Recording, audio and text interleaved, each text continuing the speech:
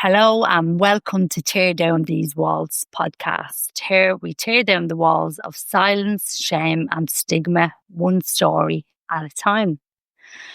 And this podcast is going to be a little bit, episode 6 is going to be a little bit different. So today I have my daughter, Carla, joining me for a conversation.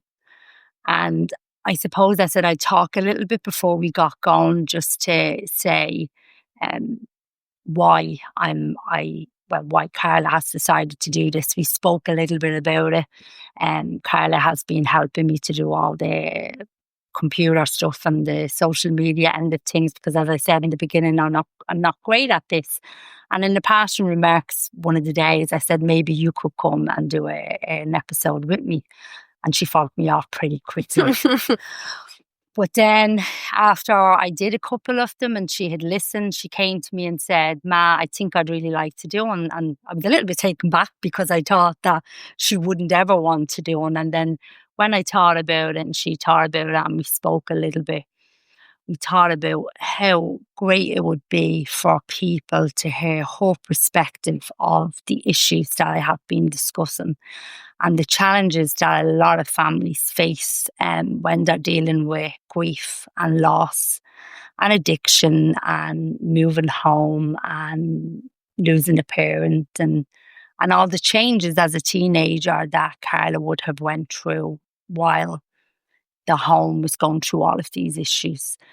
So as I had Emer on and Christian, and we spoke about fractured relationships with children because of life and situations. And I thought about how good this would be for a young person that would be similar age to Carla to listen to her perspective and for her to be vulnerable and to share her experience and story.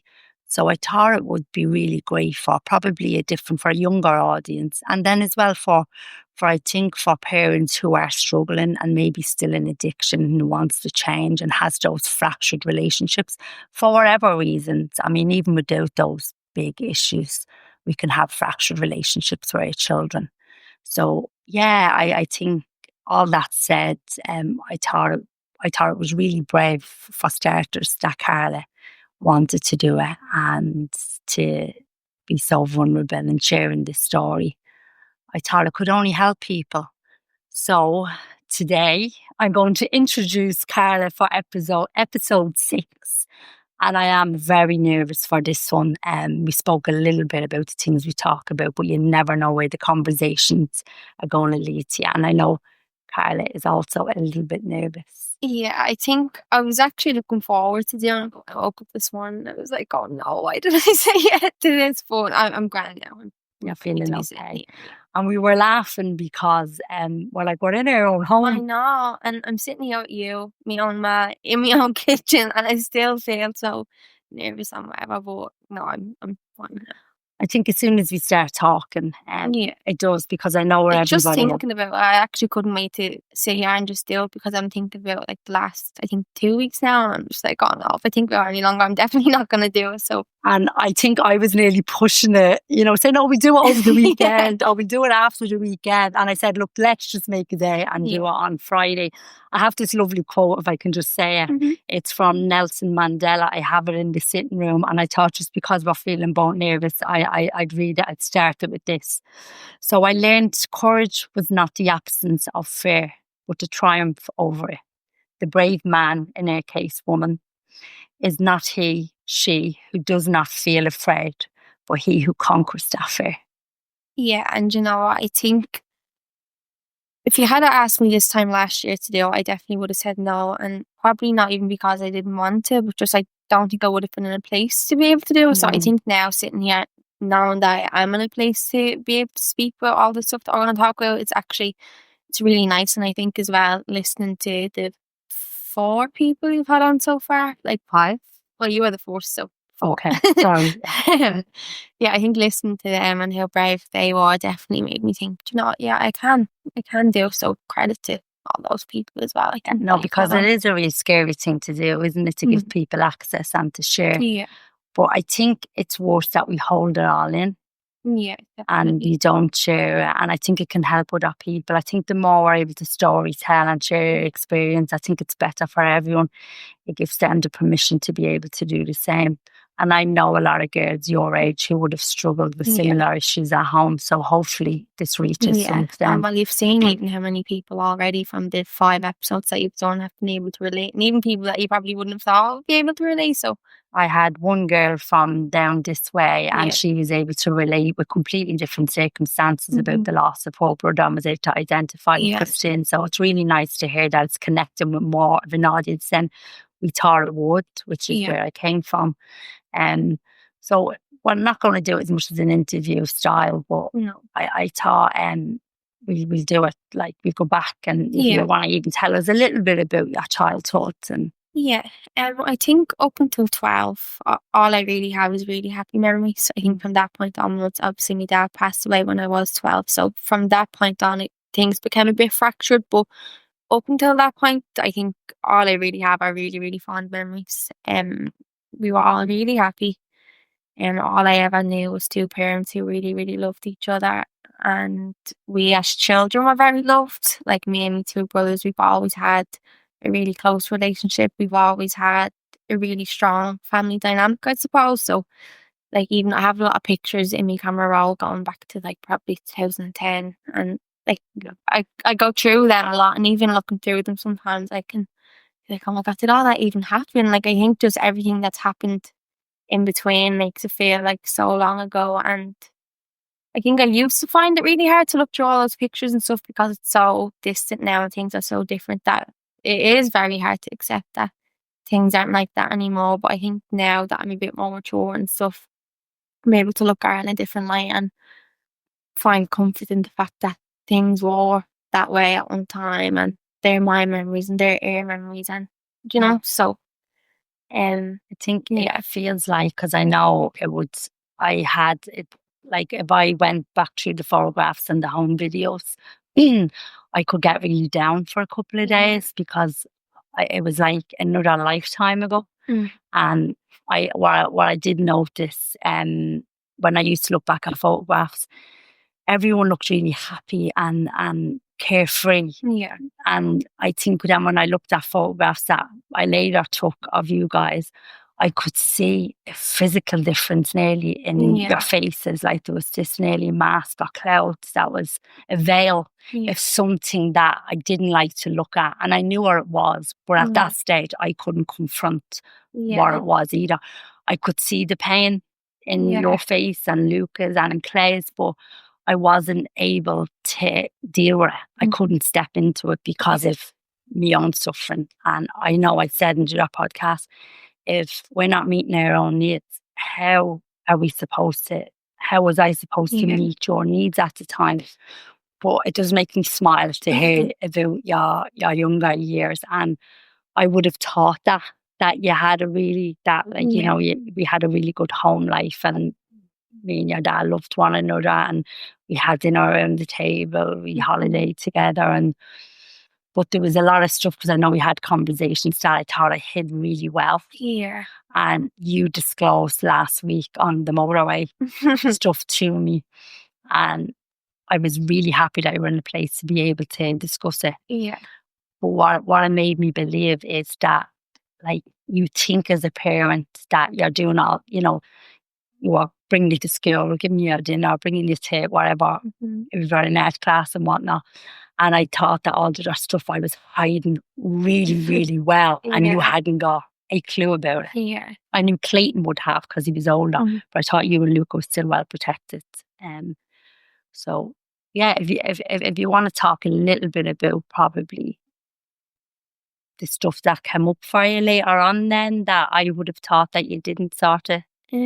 Yeah, I think as happy as things were, and like these are probably things that I didn't even process until a few years ago when I started going to therapy, because when you're younger you haven't really got the tools to name feelings and know where they are coming from and whatever. But I definitely would have grown up with a lot of fear and anxiety that it was very confusing. I didn't know where it was coming from. But I think like we were a family who were fully immersed in a world of organised crime, I suppose. So that's obviously going to come with like a whole boat of abnormalities. And as happy and stuff as we were, there was always this kind of underlying fear and whatever. But I didn't know where it was coming from, because at the time I didn't know we were a family fully immersed in a world of organised crime. But I did know that we were different, and I did know that there were certain things that I wasn't allowed to or shouldn't say around other people or from certain people and whatever. So there was definitely a lot of secrecy there. Um, and I think when you're constantly afraid to say the wrong thing or say the wrong thing in front of the wrong person, and you don't know why. And it was obviously all attached to me dad. So I think I always had this underlying fear that something bad was gonna happen to him. Like, I think I spent a lot of my childhood nearly waiting on like this ticking time bomb to go off. But I didn't know where the bomb was coming from, and I didn't know who was setting the bomb off, but I just always had those feelings, and I was nearly just kind of holding my breath all the time. Um yeah, like he would have spent a lot of time away, and I have like my early childhood memories aren't great. Like, I know you remember stuff from when you're like two, but I don't really. But I think I have a lot of memories of getting really, really upset when he went away to work. And I'd say upset, it wasn't just like a few tears, like they were sobs. Like, I think one of my earliest memories was 3 or 4, and we were living in the apartment in Clontarf, so I don't know how old I would have been, probably 3 or 4. Yeah, you were 4 when we were living there. Yes, and I remember getting out of bed. I still had like a bottle or a soda, I don't know, and coming out to you and sobbing. And it was because I missed him. Obviously, I hate when he went away, and I missed him so much. But I think it was a lot more than that, and I didn't know. Because I remember speaking to my therapist about it, and she was able to help me pin down, where these feelings and stuff are coming from. And she actually shared with me that her husband works away. I think he worked in like Thailand and loads of places all over the world. Obviously, a normal job. And she said to me, Carla, my children, yeah, they miss their dad, but they would never sob that way, and they would never be so upset and afraid about their dad going to work, whereas I was. And I remember another time when we were forced living in East Salt, so I probably would have been like 6 or 7, maybe. And we went, when we first When we lived forced there. as kids, like. When you started in Belbo, you were 5 when we went back. So about 5, I remember 6, yeah. crying he was gone away, and I remember sobbing into your chest and saying, why can't we just be normal? Why does he have to be away all the time? Because I really, really miss his presence in the house, obviously, but because when he went away, it was like, but don't tell anybody, and don't tell anybody where he is. Obviously, as a child, the clocks were going. I think, why? He's just come to work. Why? So I always had this underlying thing of, is something bad going to happen to him? Is somebody going to do something to him? There was that fear that was put in, and it's so funny when you're saying that, because I never understood or knew that that's what you were going through. I think I said it to you for the first time maybe like 2 years ago, and you were like, what? You know, and I was baffled. yeah. I genuinely didn't think, because I thought what I was telling you or what your dad was telling you was accepted. Yeah. And it's weird. I was able to even relate to you there. You were always waiting on something to happen. Or I was a child that was very similar to that, but I never imagined for 1 minute that you were like that, because I thought I had done everything different to prevent you from feeling those feelings. So, yeah, I'm only making that association right now. Yeah, and look, like, I'd never say, like, even despite all those things, I still wouldn't characterize my childhood as being a bad childhood. It was obviously abnormal because of them things, but I'd never be angry at him. I'd never be angry at you that we lived in that world and grew up in that way, because I think I can understand why he did what he did and why you were part of that, because for both he's wanted better, I suppose, and you thought he's were giving us better than you ever had. And then, as well as that, when you live in town and you come from town, it's not as abnormal as it actually is. Well, you don't look at it as abnormal as it is, like, I'm only really able to think about all this now and say all this now, but when you're in it, it's just nearly, you feel like everybody's part of that, and probably because they are, so. Well, there's a lot of people who are involved in the same things, and it makes you feel, if you're still living amongst that, you don't feel like you're any different. And it's a hidden everybody knows, but nobody talks Yeah. about it. And you feel less judged in the city when you're living that way, because someone's son or their dad is living the Yeah. same way. So no one can really point fingers. And of course, there's people who don't live that way. I know many of them. But for the majority and the friends you would have, everyone, there's a lot of people in the one boat. And I know what you said there when you come from town. But what I did is just when I took you out of town, Yeah. because I was hoping that that would make a big difference. I was thinking if we moved area and if I sent you to schools that was outside, Yeah. that you wouldn't end up like me and you wouldn't end up like your dad or the boys and end up living that life, because I always knew the repercussions of it. Yeah. But I didn't realise what you shared with me 2 years ago, how different you felt when we never spoke about it when you were a kid. You never told me. But I didn't know that you always felt it in another community. You felt different. Yeah. And that really, really hurt me, because I was trying to make you fit in somewhere for your own benefits, if you want, and not considering how that layer of secrecy and the hush hush, what that would do to you then as a kid, being amongst people who had no association of that type. Yeah, well, I think even regardless of any of that, as a kid, going into a completely new environment, like new area, new skills, it's going to be hard anyways. But I think because we were still living the way that we are living, and then we were all like the new kids, we were from somewhere completely different. It just made everything a bit harder. Like, I think I always had these kind of feelings of being an outcast, and I don't know, it was a bit harder to make friends, I feel like, as well, because I think I was in maybe like second class when we moved out to Lough so everyone's kind of friend groups are already established and they're all already in, like, let's say, sports teams together and stuff. And I did make friends, but I think it was just a lot harder, and I think I always felt like I was kind of on the outside, and then because as well I always kind of felt like I was trying to protect my family in some way from people knowing things that maybe they weren't supposed to know and whatever. It definitely created like a barrier between me and everybody else, and that's the way my mind always worked. There was me and everybody else, if you get me. And it's like I spoke about on the podcast, the yours and the them. And here I am trying to create that we're just becoming them. And you're feeling the very way that I felt growing up. It's the yours and the them. So everything I was trying to do, it wasn't working, but I didn't know that. In my head, in the fantasy, it was.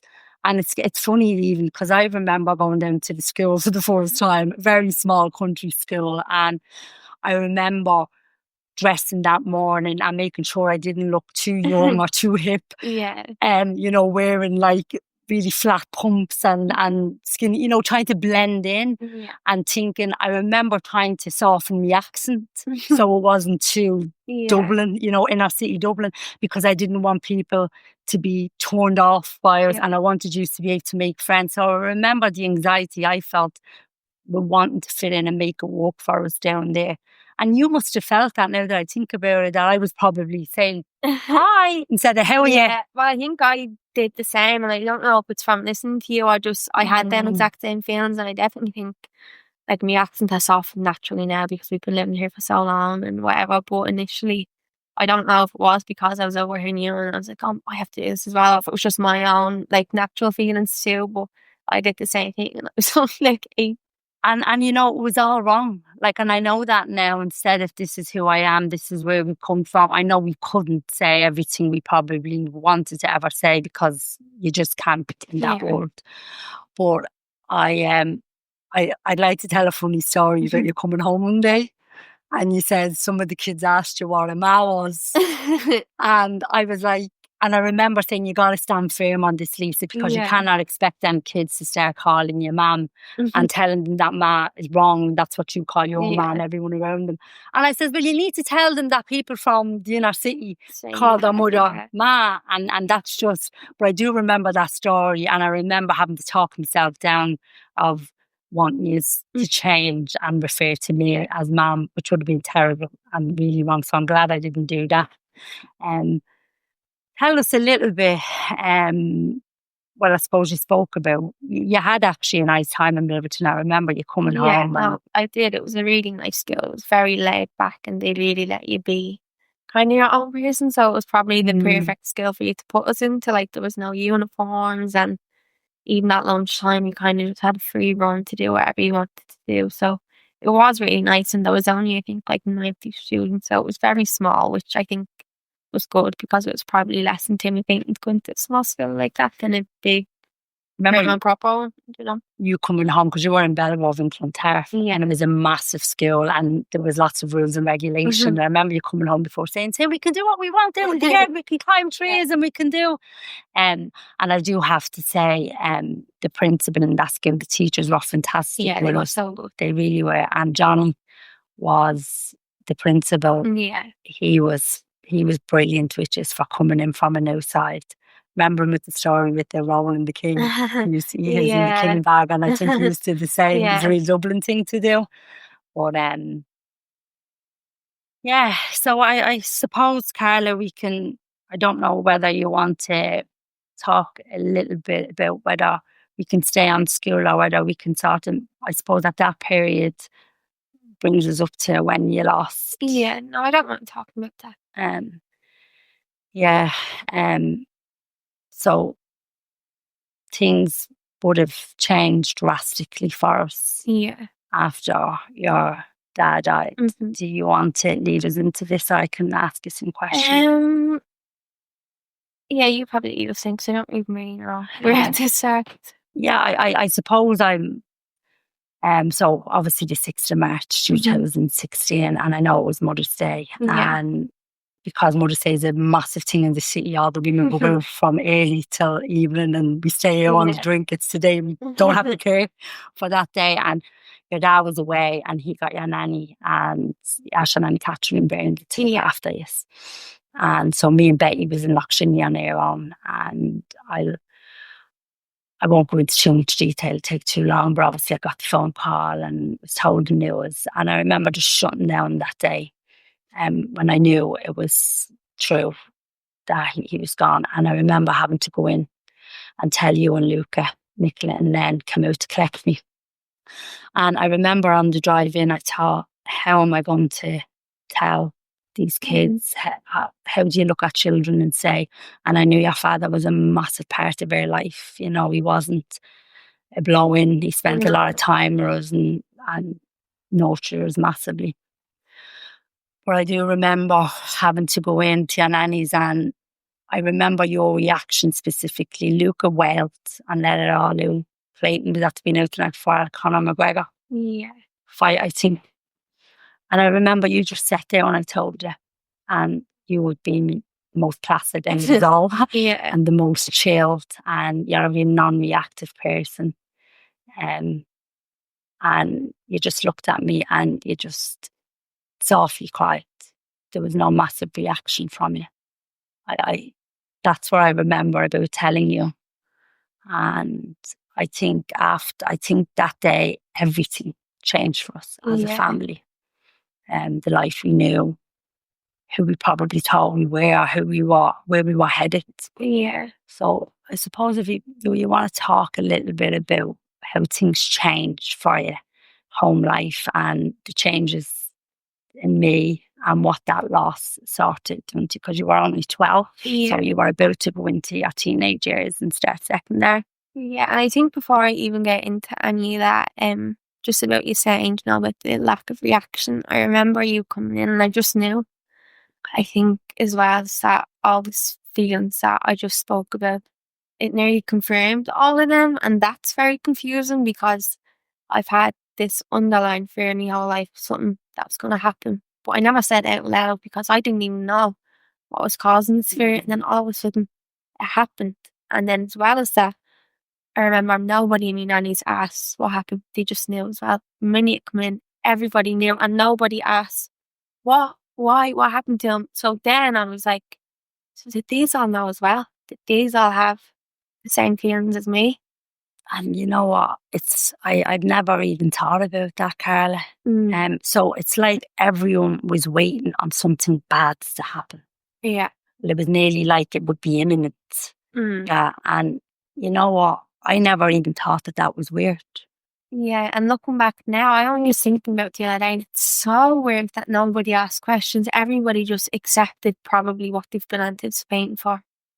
You know? I'm sitting here and I'm really lost for words because I'm a talker, as you know. Melanie always says it's the reason why you don't talk so much because you had to listen to me for 9 months in the rain, talking non-stop.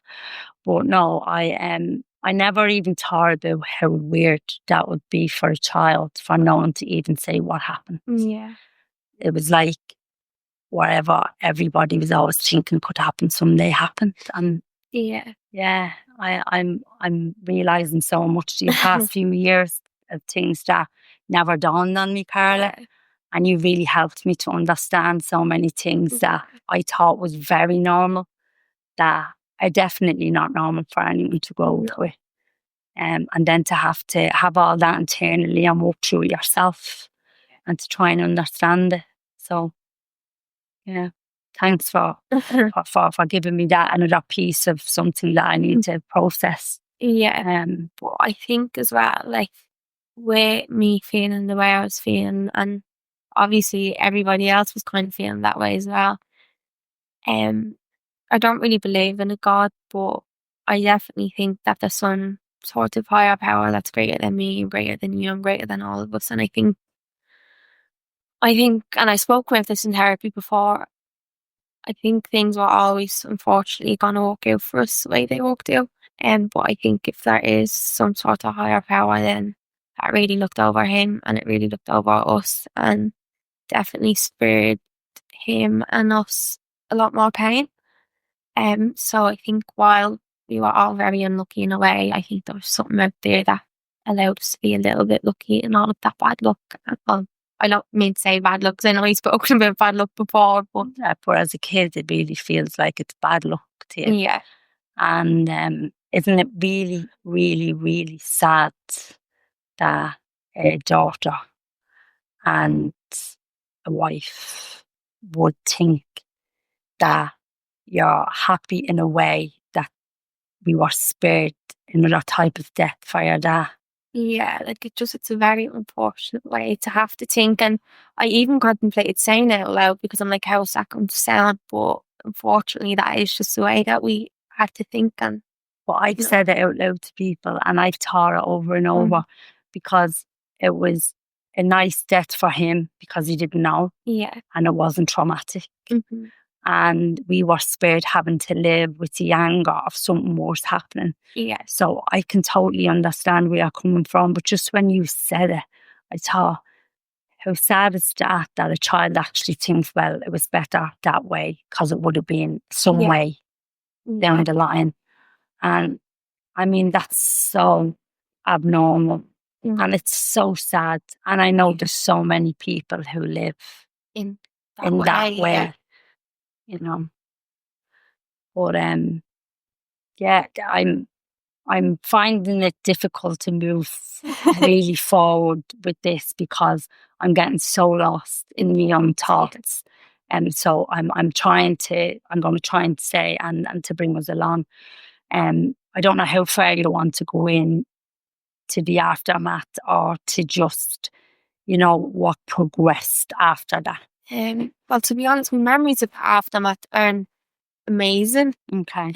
I think I've been remembering a lot more lately, and that's actually been very hard because I think I've kind of blocked a lot of stuff out, and especially in the last few months, I think the last probably 3 years, I've really worked on myself, and that's allowed me to heal and whatever. But with that comes so many memories and so much stuff to go through, and that's very hard.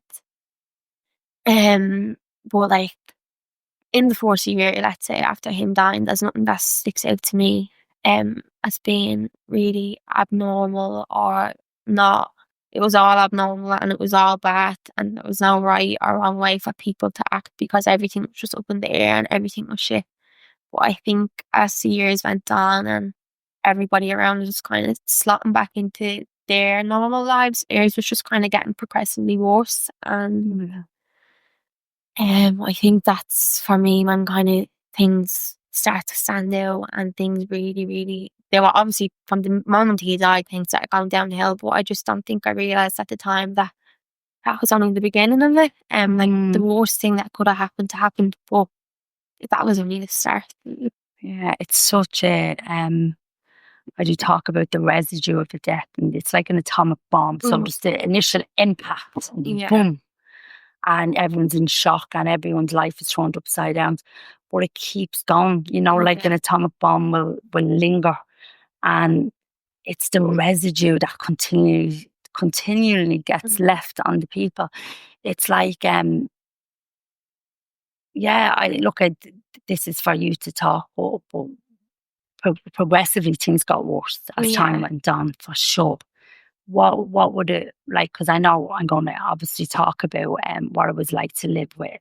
You had lost one parent, and I have no doubt in my own mind. I spoke about this. You lost the second parent, for sure. So I believe Clayton, you and Luca was left parentless. And I know Clayton was given a role of caregiver a lot of the time. Because if I'm honest, and I know I can say this to you now, I didn't want to be at home. I didn't want to be in the environment it was like sunburn on my skin. I couldn't handle my own pain, and having to try and manage your pain and Lucas, I couldn't do it. So I never wanted to be around because it wasn't a family life anymore, and I couldn't create what we had. And I know I abandoned. I do know that, and I know, which you can talk about, that I got really, really heavy on the drink particularly. But I was taking more than just alcohol. And it was a cycle of drugs and tablets to go to sleep and relax just to bring the nervous system down. So, what was that like for you after having that family life that you spoke about, that had challenges? But I know there was a lot of love, and we did have a nice family life. What was it like for you then for your dad to die, and then for me to just be not present, although physically there? I think, like, losing so much in that, like, first we lost him, and then slowly but surely you were checking out, and then as well as that, this home that we've always lived in and this family that we've always had, that was disappearing as well. And just like for a while, it kind of just feels like you're free falling and there's no net, because everything is just falling apart. But I think I remember, I think after primary school one day, as me and Luca had went over to one of my friend's house, and things weren't really starting to get bad at home. And I think when you're living in it and when you're a child, it's easy to be in denial and just pretend that it's not happening. But my friend's mom was bringing us home, and I don't think anyone had really been in the house or anything. I think when she brought us home, you were out and she brought us in, and it's not even, the house wasn't dirty or it wasn't messy, but it was just very grey, and it was very cold, and it was very dark. And this is a house that has always been warm and happy, and like, I think for anyone walking in, they can feel the happiness in the walls, and you can hear the laughter in the walls and stuff. And I remember looking at her, and she was just looking around, and I was like, no, no, no. I was so embarrassed and ashamed, and in my head I was like, no, get out, get out, get out. I don't want you here. And I think even in her head, I feel like you could kind of see she nearly didn't even want to leave us there. I think she asked, like, oh, is anyone going to be here, or when do you have mum home? But I could really see that she was seeing the contrast in what it had been and what it was after becoming. And I think that's the first time I saw somebody else here, and I think that kind of made me realise a bit as well. You've never shared that with me before. I couldn't remember. I'm back in that house now, and I know the greyness and the darkness you're talking about. And I know that particular girl, she would have been very good to us after your dad died. And Jane, no, I know Jane won't mind the saying. She was fantastic with you guys, and she would have been in that house when your dad was alive. So for her to see the difference in the way it was, she would have felt it. And I'm just feeling like I'm feeling how any mother would feel now, sitting here and that. How could you do it? But I knew there was nothing I could do at that particular time.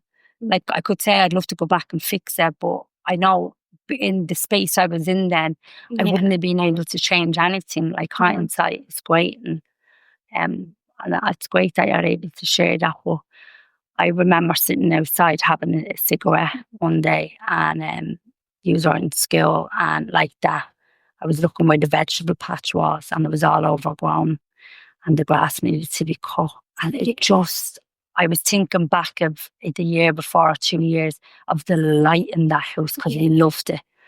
And I was looking around that, and it was like this cloud come over it. And It's like a zombie apocalypse movie. It's like that's what it felt like, but isn't that grief? Isn't that? Yeah, it's just. And you described it so well. No, you really, really did, Carla. Yeah, I think there's just so many layers to grief that I would have never known because I never, until my dad died, I never had experienced any kind of form of grief. So to be hit with such a big and a heavy one, it was a lot. And I don't think I ever could have been prepared for the onion, the amount of layers and layers there is to it. Like even one of the things, and feels silly saying it now because I don't feel this way anymore, but I think I was just younger and you go through so many stages of grief. But I kind of started to have these feelings of being less than for not having me there. And then as well as that, the only parent that I had left in the world kind of I was slowly becoming not a priority to. Can we pause it? I know. No, do you know, I'm actually fine. Sure, take a sip of water. Yeah, no, I'm not. And I can look back now and I can look at kind of the way you are acting, and I can have so much compassion for you and why you are doing the things that you are doing. And like I have a deep understanding. I know the reasons behind everything. I know it cost you to be the way you are, but when you're like 12, 13, 14, you haven't got them tools to make them connections or anything like that. So I think I started to look inward and say, right, well, if I'm not a priority and if I'm not important, then what am I doing wrong and what's wrong with me? Like what's so wrong with me that my needs aren't being met the way I'm supposed to be met, and what's so wrong with me that I'm not being loved the way I'm supposed to be loved. So that I was already feeling kind of less than without having me that, and then add that on top, and I think that really kind of brought me down a difficult journey with self-worth. Like I know when I went back to therapy kind of when I was a bit older, I think 17 or 18, we spent a big chunk of time on that. So I think that that's something that I never would have caught, in losing a parent or anything that you could have them. So lose your self-worth. And I could see, like I wasn't blind. I was like emotionally apt, and I was full of my own self. So I was selfish. I was in the midst of addiction. And I could see that you weren't great. I could see that Luca wasn't great. But it was like watching someone else's kids in life. You couldn't do anything about it. Like I knew I should have, and I often tried, but never for too long. And I remember the changes. I remember your junior cert. If I can say this because I really want to say it. You were like, you've always been an academic. I remember teachers always coming and saying to me, she's silently confident. You think she's not listening, and we'll ask her a question and she always knows it. And I remember Johnny saying an academic needs great recall, and she has great recall. So you were always an academic. Every teacher that had you was always, you did amazing in school. And I think you threw yourself into your education, your junior certificate, because it was a great distraction and it was like escapism for you. You didn't have to deal with us. And I remember having to give out, you'd get so stressed because you were studying non-stop and say, you need a break. I'm telling you, you're taking time out and you're getting out. I remember that. And you won the Mary Ward Award, which I couldn't believe, because it's a massive achievement in Loretto to win that. And it's not just academic, it's about who you are as a person and your kindness and how you present yourself. So I think when I started secondary school, obviously my dad died when I was 12, so I had a bit left of 6th class, and then I was kind of going into 4th year, and I actually really loved that at the start. Because I was always an academic, I loved how many books you needed, and I loved how many copies you needed, and all the different coloured folders. I really, really, and organising my locker. I got such a kick out of all that. I think making friends though was very difficult because going into a new big environment like that, like as I said, the primary school there was only 90 students. My primary school, Loretto, has I think 1,300. Massive, Jenny. And with where I was at, and grief was still very fresh, and things were kind of starting to come bad at home. I think I went into secondary school thinking that everyone could see how wounded I was. Because I felt that wounded and that hurt. I just thought I was transparent, and everyone knew it, and everyone thought I was weird. Because when you're that young, and not even just young people, I think when you're struggling a bit mentally or whatever, that can be kind of a misconception where you can have yourself where you feel weird or whatever. I definitely don't feel like that now. There's nothing weird about mental health or struggling or anything, but when I was 12 or 13, I did think I was weird. And yeah, I just really thought people could see like through my hurt and stuff. So I definitely isolate myself a bit. Like, it's already hard going into a big space like that and not really know many people, but when you're already gone through kind of all that type of stuff, I definitely just made it harder for myself. So in the first year I was like, no, I'm kind of just staying away from everybody. And like, I got along with people and no one was horrible and everybody was really nice, and I had friends maybe, but just not kind of like yeah. That where we all need that close friend to tell everything to, and you didn't have that because your friends were all from the city. Most of them. I know Mimi was a good friend, but you didn't have that group, let's say, had you went to a school in the city where all your city friends are. Yeah, I think that was me safety net as well, because I knew I had me group of best friends in town. So I was like, it's okay if I don't make really close friends in secondary school, because I already have me really close friends. But I think because of that, and then just because of everything else that was going on, I definitely didn't have the secondary school experience that kind of, and you Latina, I don't have like the kind of fun stuff and the extracurricular stuff and like the debs or anything. Like, I just didn't take part in anything. Like, I know, I remember. Because look at that transition for any girl at 12 going to secondary. Teenage years, like, there's no good age to lose a period, but the transition from 12 into teenagers and adolescents, it's already really difficult. Like, there's so many hormones and emotions and whatever, so throw all that in and really car crash. Yeah. And I know then we from after the junior cert, so you did amazing in your junior cert, hands down, you were studying constantly. And then we had to leave Lough and go back into the city for a bit. We stayed in that school, and we travelled in every morning. And that's when I started to notice, like, I think by the end of my own, so I went into Smermore in 2018. So you were only 40 when I went into I was in second year when you went in. You were in second year, were you? And I remember I probably wasn't as bad. Like, I mean, I was bad. I'm not saying I wasn't bad. I was always bad. But I wasn't as bad going in there, because I remember you came down. Did you come to Smermore? Yeah. You just come to Smermore, because I remember you came to see me in Smermore and in the communal room, and it was fine. We went back into the city then, you were commuting. And it was when we went back into the city when I noticed, it was like you were constantly probably screaming and saying, look at me, I'm suffering, I'm in pain, you're not noticing me. Where I didn't want to. It's not that I didn't want to see it, because I didn't want to have to deal with it. It was too much for me. But then it came to a point where I was like, okay, you have to start to see what's going, because the change in you then became so drastic. So drastic for me that I was like, I had to see if I didn't, and I'd allowed it to go on, Carla. Yeah. I don't like to think about. I was demonic. Oh my God. If we can share one of the occasions, so we'll be talking, because we spoke a little bit about this. It was right after your 18th birthday, and I know I was really bad. Yeah, I think around the time of my 18th, you're at your worst, and I think that I was just done at that stage. I was like, no, I hate her. I feel so mean saying it now, but like, I was at a point where I was like, no, I'm disgusted by you. I don't want to know you. Like, we didn't even really speak to each other. We were living in the one house, but we passed each other on the stairs. Like I call this ghosts in reality. Yeah. It was like two ghosts passing each other by.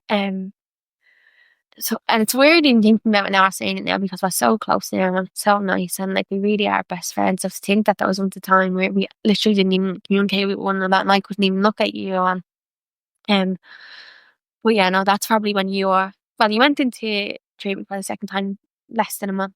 But it was a few weeks after my 18th, so that's exactly where you are at that time. Like, I remember you used to give me dirty looks, right? I'd be sitting on the sofa and I'd have my glass on, but that was still a reaction from you. So that'd give me, like, I'd be able to say, what are you looking at me like that for? Or you don't be, who do you think you're looking at? Who do you think you're speaking to? Get into an argument. You'd get into an argument, but you'd always spend time in the room. I spent it downstairs. To me, you are so mean because of the way you were speaking. When you think, no, but when you think the absolute fucking gall of me to be. But at the time, I was like, I would have been ringing me ma, ringing mountain. You've no idea the way she's carried on and the way she's been speaking to me, not taking any responsibility at the time. And I remember then you stopped. You stopped giving me the dirty looks. You stopped saying anything to me. And I was sitting on the sofa waiting to have the argument, but the argument stopped. And I shared this in rehabilitation, Carla, when I was doing one of the group sessions. It was then that you got even more of my attention, because when you are reacting to me and responding, it was something. But when you start treating me like I didn't even exist, so you'd come in, you didn't even look at me, you thought to yourself, oh, nothing new, she's there drinking on the sofa, and you start going upstairs. And that's when I was like, oh my God, she doesn't even want to recognize that I'm here anymore. She's just accepted that I'm an absolute alcoholic and she doesn't care about me anymore.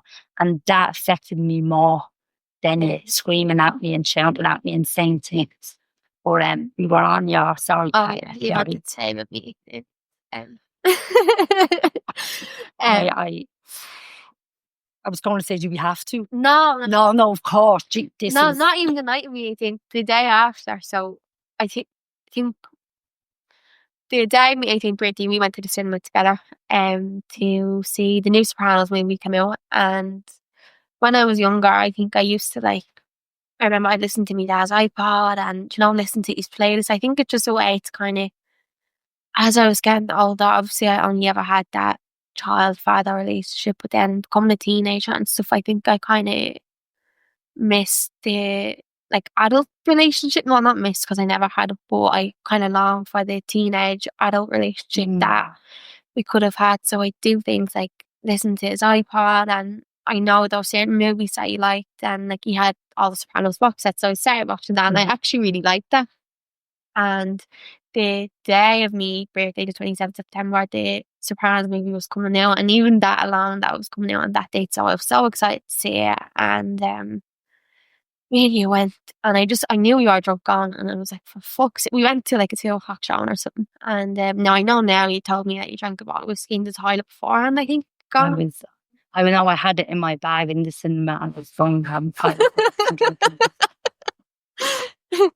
and I say it because I think it's important to be honest about it, Carla.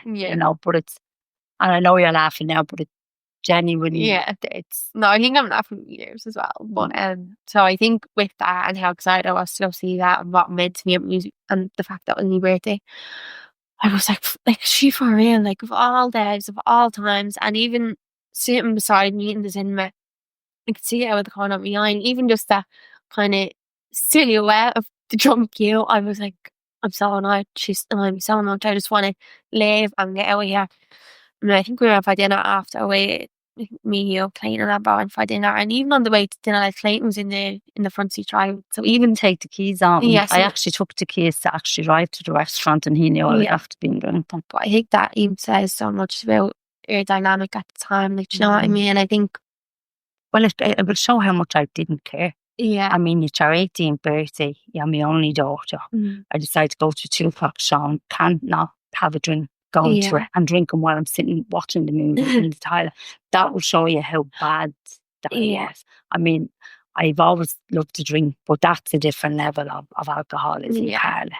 And by then you were in full flow with the eyelashes and the blonde hair. Yeah, well, No, no, actually, you're going to tell the no. story. Yeah, we So did laugh about this. by that stage and after that day, I was like, you know, fuck you and fuck everybody. I got up the next day after my 18th. I went and dyed me lovely, lovely dark brown hair white. Well, no, it's probably yellow. I remember. And this was on the same day. Then after that, I went out to some woman's kitchen in Coolock and she put lip filler in my lips for €50 on our kitchen chair. And shared that with me yesterday, actually. Then what else did I do? Oh, I went to get my belly button pierced. This was on the one day. And then by this stage, I'd never smoked a cigarette before. I know disposable vapes are like a big thing now and everybody has them and you can buy them everywhere, but this was nearly 5 years ago. So these weren't even a thing yet. So they weren't in the shops or anything. But I thought, no, do you know what? I'm going to buy a vape pen. Didn't have it like a nicotine addiction, but I was like, I'm going to give myself one. So I bought the vape pen. I don't even think I liked it, to be honest. I didn't have to feel that. But I was like, I'm just going to do this. So that's like, I'm home that day. Vape in hand, lipstick on, white hair, belly button piercing. And I think that was just my way of being like, yeah, this is me. Look what you've done. This is the new me. It's hurt people, Carla. And then what happens is we start to turn that anger inward and we start to self-sabotage and hurt ourselves when we're in that much pain. So I think, as awful as it is, I think it's very understanding that you were torn into this.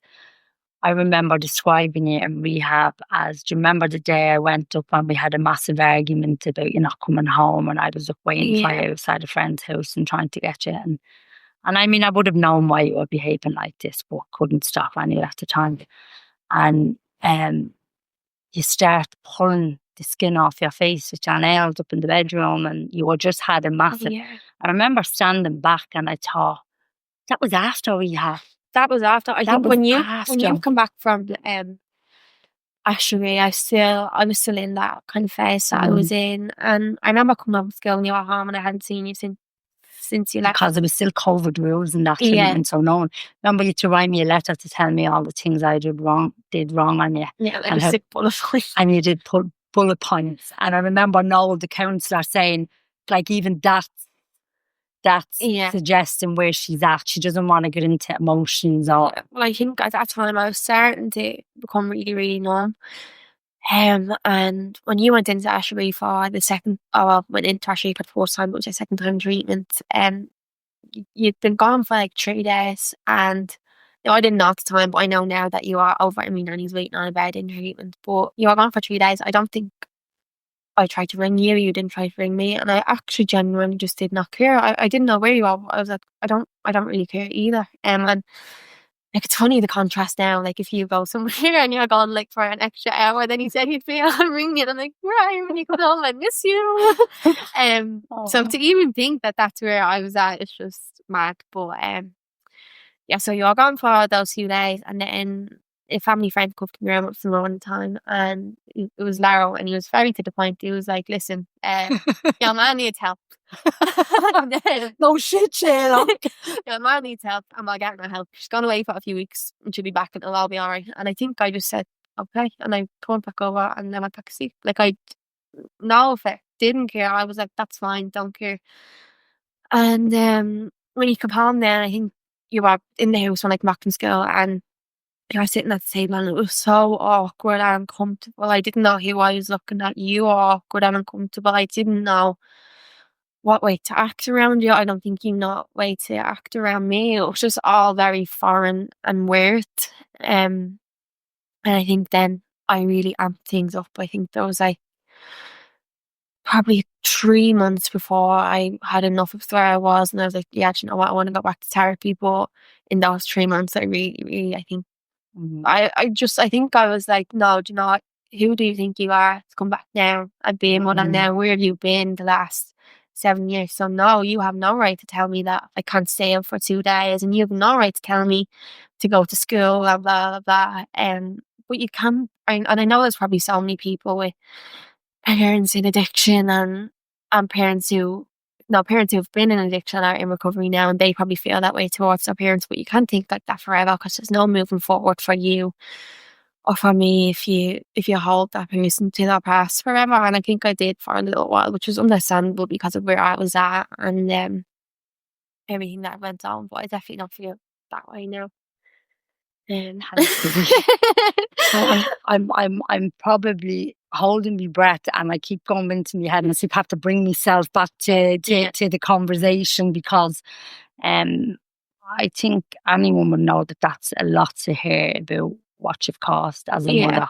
As a mother, a natural instinct set to protect and love and to nurture. And when you lose that, Carla, yeah, being a mother, like I always say to people with addiction, you give up your parental rights. yeah, You don't deserve them. You don't have them. How can you?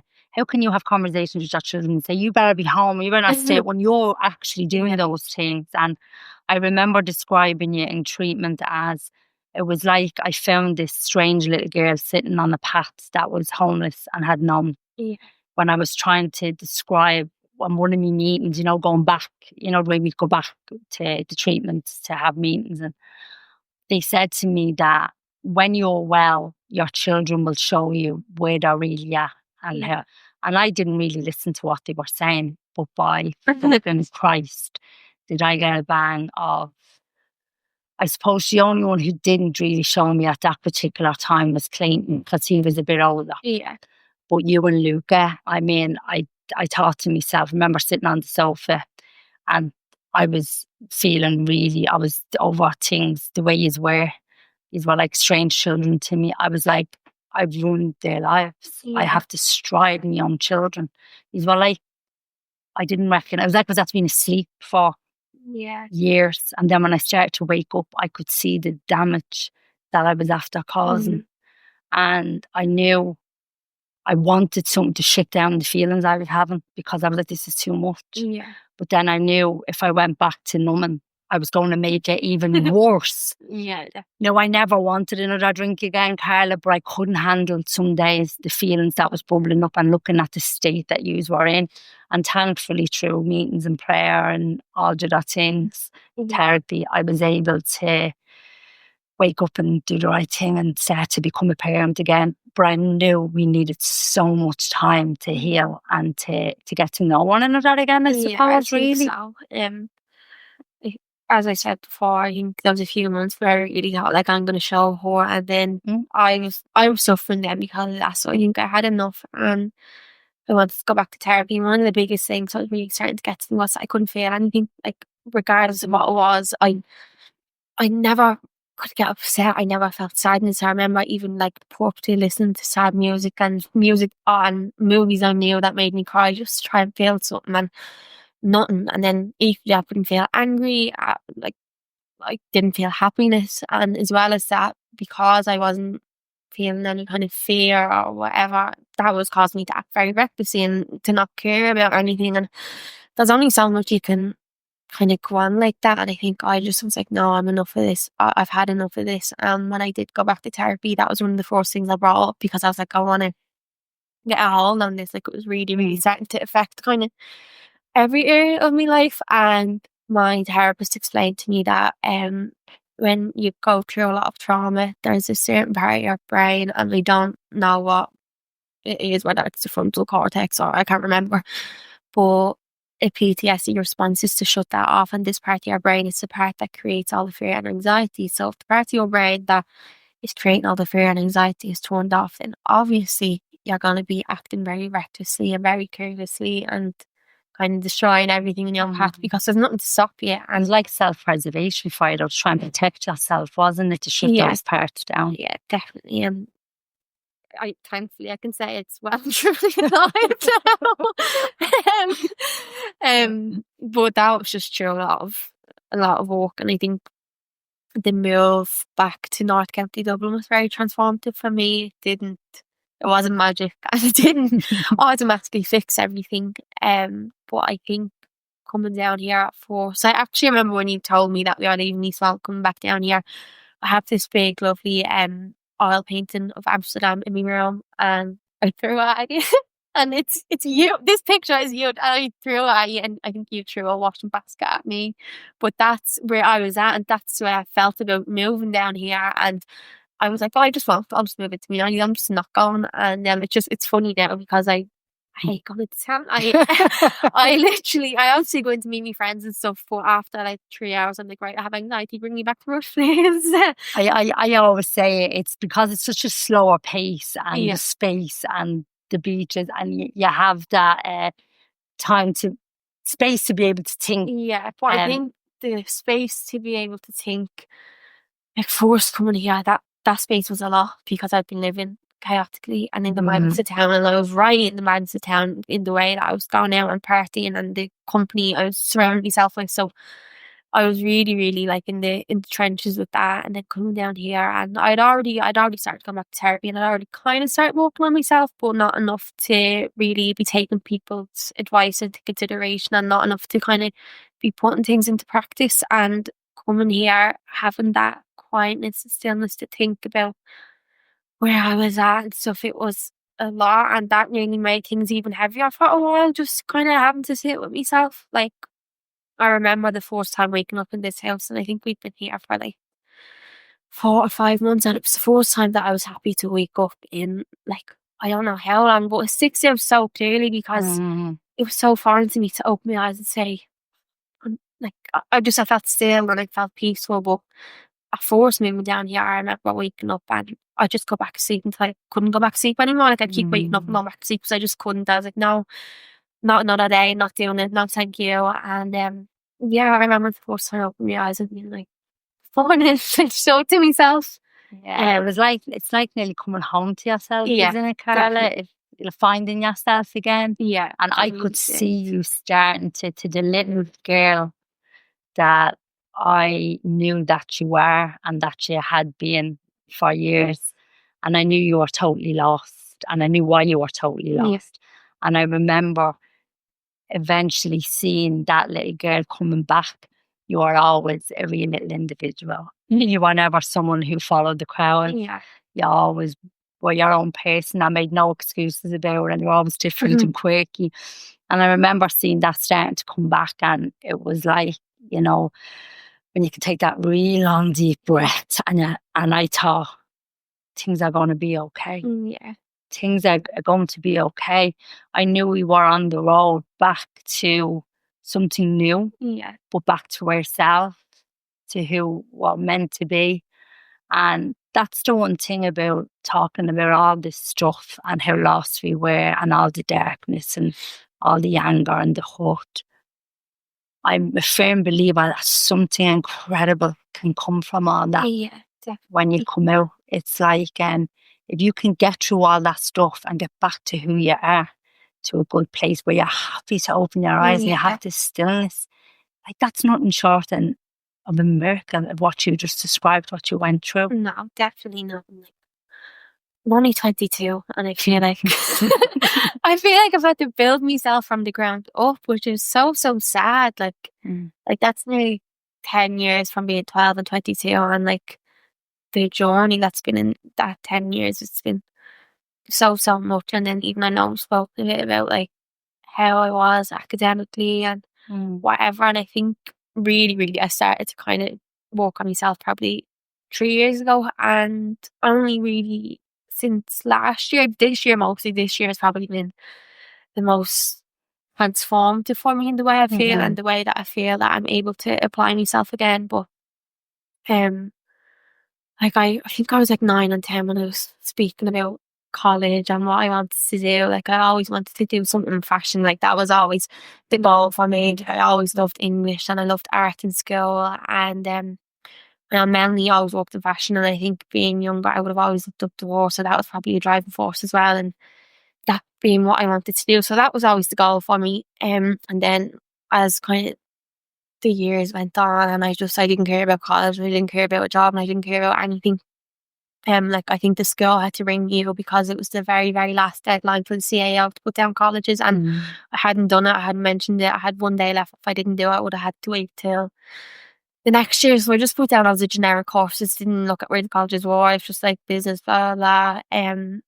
Didn't study at all for me leaving cert. Like not. And I really mean that I did not open my book, and it still did okay, which is probably a good sign. But Well, it's a sign of your capabilities, Yeah. Carla, your potential. And I got the course I put on ECAO, which just was business and NCI. I've never really cared for business. I don't know why I put that down, but I just didn't really care. I started that anyways. I think I lasted like 3 months, and it obviously wasn't something I was interested in anyways. But I think where I was at in that time, I just didn't have the capacity to do a degree, and I really, really think like I obviously left that. I took a bit of time out, and I really, really think I needed that time, because I think without the time that I've given myself for the bit of self discovery and self work, I probably would have never had the capacity to apply myself Mm. and and do something with myself that I've always wanted to do. Now, fashion definitely isn't the goal anymore, which is sad because it always had been. And I remember being in Amsterdam. I think I was like 9 or 10, and I went out with my dad, and I always spoke about going to fashion college or whatever. And I think anyone that knows you will remember that, about yeah, you being a kid. and I always loved Amsterdam as well. I had a really, really kind of special connection to it, and we spent a lot of summers there. And I always felt really happy there. And me and my dad was out together one of the days, and he was like, "You know, around the corner there's a fashion college." He was like, "I Googled them. You can definitely go when you finish school, and so you won't be on your own. You can live with me." And so that, even stuff like that, kind of having to accept that that's not the case anymore, and having to mourn those kind of possibilities and could have beens and should have beens. And after I left the course in NCI and took a bit of time out, I was like, no, do you know, I'm gonna do it. I applied for a PLC in fashion buying and merchandising, and I did it and I finished it, but I'm just not that person anymore. Like I kind of enjoyed it. It wasn't absolutely boring, and I wasn't absolutely uninterested in it, but it just didn't like that spark in me. And I think all that type of stuff now, to do it in a field of work, like when I finished that course, I worked in retail for like nearly a year and a half. And as much as I hated it, I learned so much about myself in it, because having to let go of that idea of doing something in fashion and that thing that I thought was always me and what I always wanted to do, that was a lot. And I was nearly afraid to say it out loud, because I was like, well, if that's not me and that's not what I'm going to do, then who am I and what am I going to do?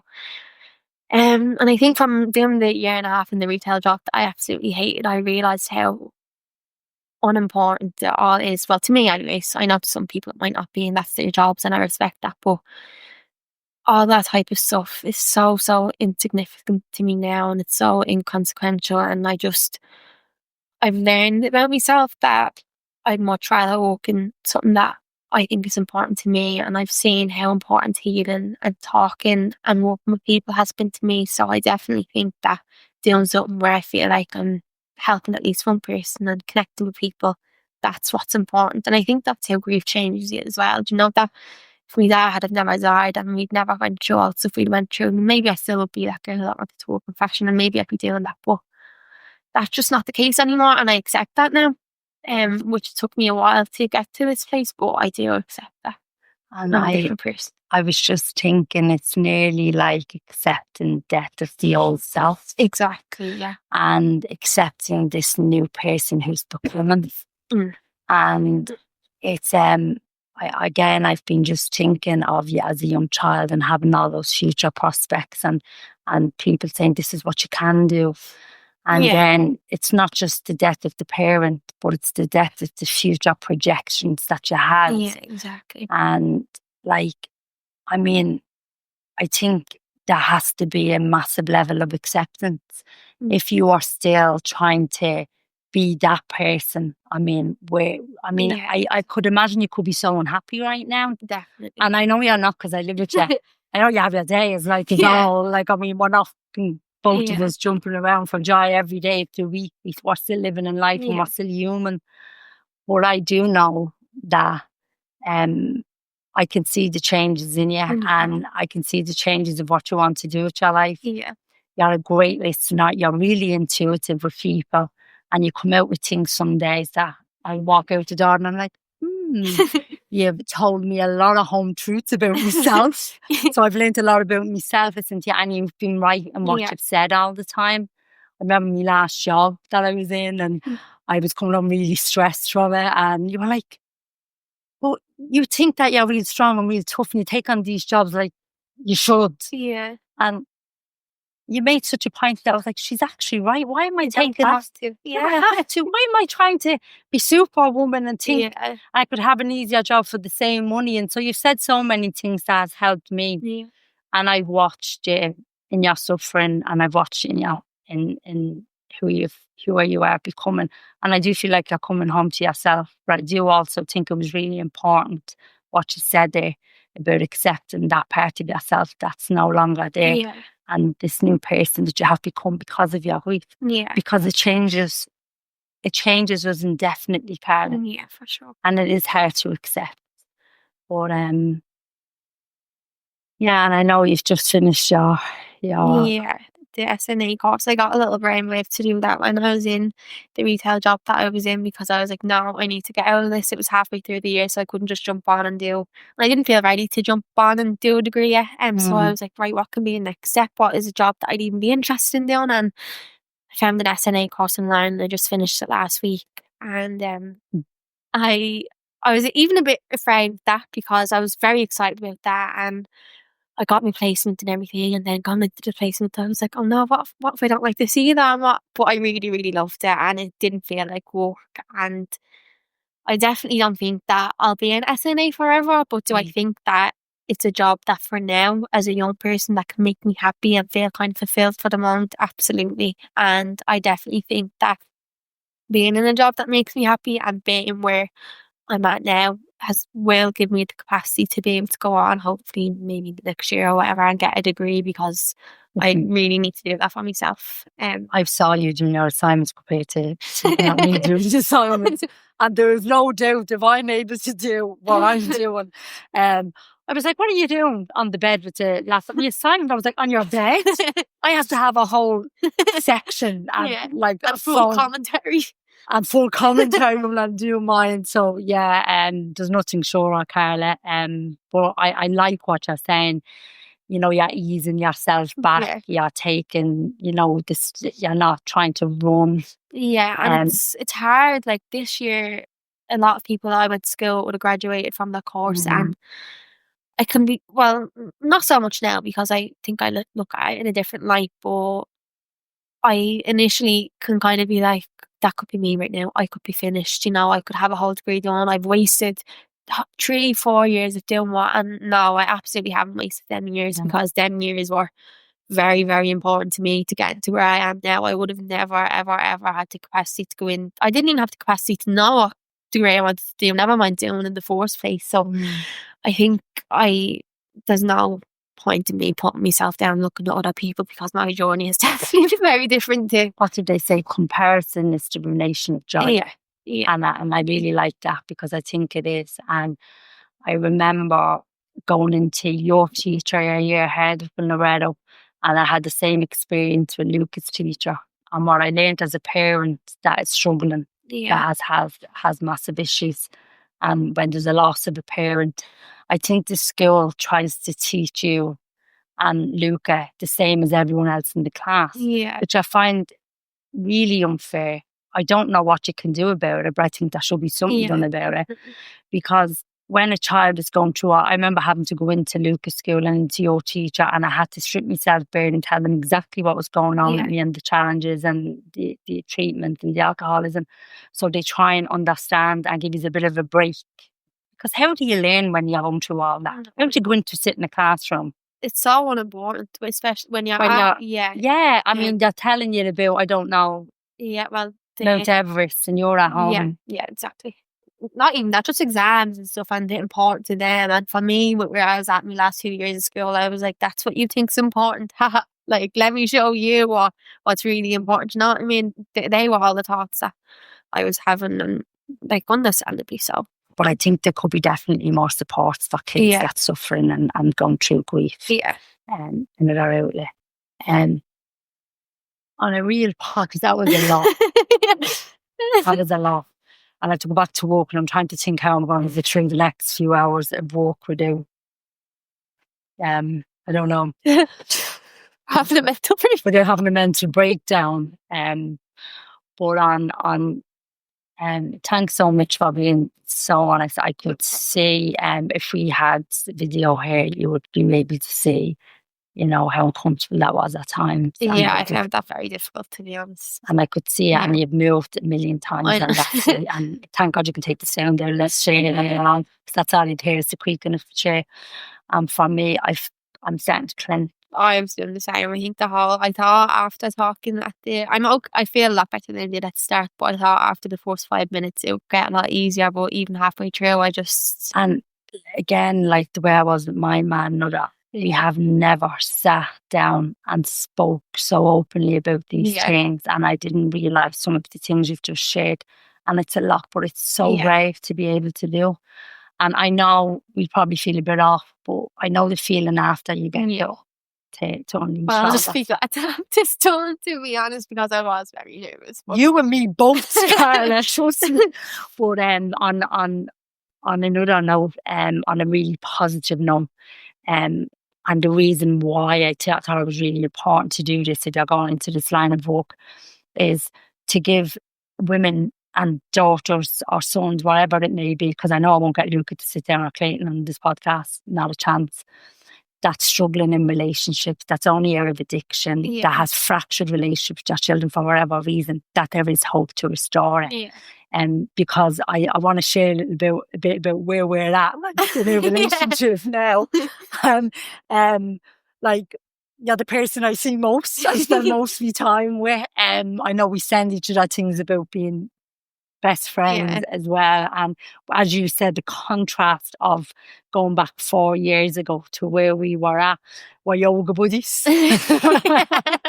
We're coffee buddies. We like sharing pastries on a Saturday as well. Walking, we don't love walking together because you walk at a much slower pace. You walk much faster and you talk a lot as well. Sometimes I just want to take on a walk. So, oh my God, you never said that. Okay. You like listening to your music. So we don't love to walk together, but we do a lot of hiking together and we do enjoy that. And what I love is that we communicate so well. Yeah, that's true. And I know you've put me in my place a few times over the last few years if I was having any relationship woes, and I'd come in and I'd eat you over, say, Delph not being washed, and you'd say that's nothing got to do with Delph, that's got to do with you and your relationship. So even things like that, being able to say that, and then me going in and saying, I'm really sorry, you're right, I shouldn't be taking out my own personal stuff on you. And that's what we've got. Yeah. You sort of look like you're a little bit bored now. No, I'm actually not. No, I think I just feel a lot more relaxed than I did at the start. So, and the reason why I wanted to share all that stuff is because I really want people to have hope and faith. Yeah, for sure. That no matter, because we have talked about some really dark moments in their life, and to be able to sit here and have this conversation brings me nothing. Well, I'm having a lot of feelings right now. So I'm so happy that you can say all that stuff and that I can accept it. Yeah, me too. And I can be okay about it and be a little bit sad and feel a little bit tight, John, tension. But it's so important for us to not hold all this in and have a mountain underneath the carpet and to address all these issues and to give other people permission to do the same as well, Carla. Is there anything else that you didn't discuss that you'd like to say before we start wrapping it up? No, I think I probably said everything that I wanted to say. But I just think before finishing, like what I agreed to this for, and what I want anybody listening to take from this is that you do get there. Like, I'm only sitting here now in the year 2025 and I'm able to say all these things and feel the way I'm feeling. But like, my dad died 10 years ago and I only feel that way now. You got sober 4 years ago and I only feel how I do now. And as for me grief, that's not me saying, oh, I'm healed and I'm over it. Like, no matter how much work I do on myself in this life and no matter how much I heal, like, I'll never get over losing my dad. And like, I know that my heart will ache for him till the day that I die. But it's easier to accept now. Not even to accept that he's gone, but just to accept the way I feel, accept my sadness, accept my anger. And I think I've definitely kind of changed how I perceive my grief and kind of the way I look at my grief. Like, he's very alive in me and he's very alive in you. And like, I even look around this house and he's in the art, he's in the books, he's in the food that we eat. So like all that we know from him, and like sometimes all I need to do is look in the mirror and like we have the exact same shaped eyes. So like even just stuff like that, it's very comforting. And then like even my two brothers, like they have so many the same. True. Okay. Yeah, I didn't mean to end it crying like this, but Okay. no, I am okay. That was just difficult to say out loud, but I just wanted to say how, you know. And it's funny that you're saying that, because for me to accept the loss, I thought I don't have to look at him as, yes, him in person. It's in this life I won't get to see. But I was like, he's everywhere. Yeah, exactly. And someone never truly dies when they've children, because he lives on in you. Yeah, and he that's lives what on I'm in you. trying to get at. Yeah, no, because when I started to get well, I started to look at death and loss a little bit differently. I don't have to look at it as indefinitely, because I see him in you, physically, definitely in you. And Luca has so many of the traits, and Clayton got so many of the traits, developed them from being around them for so long. So I thought, does a person ever truly die when you have these people that he lives on in? Yeah, no, definitely not. And everything that I said there was supposed to be positive. I made a bit sad by crying, but it was meant to be taken in a positive light, not a sad one. Yeah, but I think it's okay to let a few tears out as well, given everything that's been said today, in fairness. Yeah. And I'd rather see you let it out than hold it all in. Yeah, I'm just trying to gather myself for the last bit. I ask everyone the one question. I know this one is a little bit different, so I'm going to ask you as well. Podcast is tear down these walls. If you could tear down any walls internally or externally, what would they do, Carla? I think it would just for people to not feel any shame in the way that they feel. Whether it's shame. Yeah, it's in having you know, suffering with any sort of depression and anxiety or whatever from losing a person, or even don't have any shame in having a loved one in addiction, because I think that was something that I didn't share for a long time. Like I only even thought yesterday, when I first started going to therapy, obviously it was mainly around bereavement, because the main focus was like the grief after losing my dad. But you kind of would have been bad drinking at the time, and I don't think I mentioned that to my therapist once. I didn't touch on your drinking. I didn't touch on our relationship, and I think there was an element of shame in that, because I didn't want to acknowledge the fact that that was real, and that was what's going on. There's no embarrassment. Well, there shouldn't be any embarrassment or shame in your feelings, or having somebody close to you in addiction, or even you yourself being in addiction. So yeah, if I could tear down anyone, that's a great thing. Especially that's what we're trying to do here. Carla, thanks so much. And I just want to end it by saying I had to write a letter to you while I was in treatment. It was one of the therapists told me to go because their relationship was so fractured. And I think I wrote a 4-page one. I think I gave it to you, give it to you.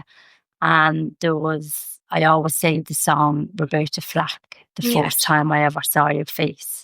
When I listen to that song, it's a beautiful song. It always reminds me of you, because I had you in such a loving relationship, and Clayton was already there, and he was 2 when I met your dad. And it was difficult when you live moving with someone that's not the biological father, and we were all trying to gel, but we were all so different. And when we had you, you were like the glue, the gel that brought us all together.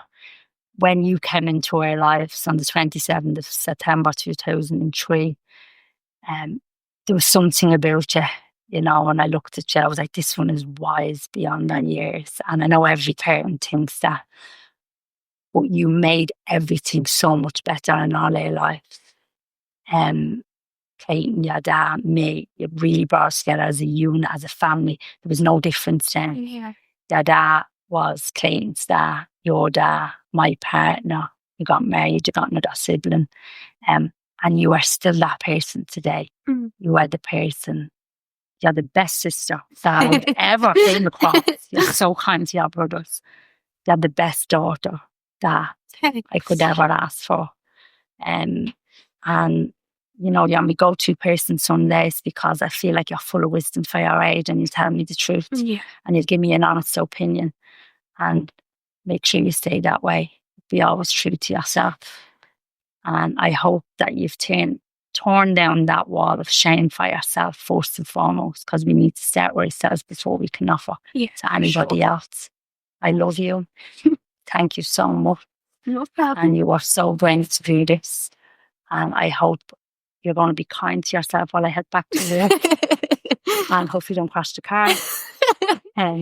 But thank you so much. Thank you. I always give a hug. No problem. Thanks for listening, everyone. Thank you.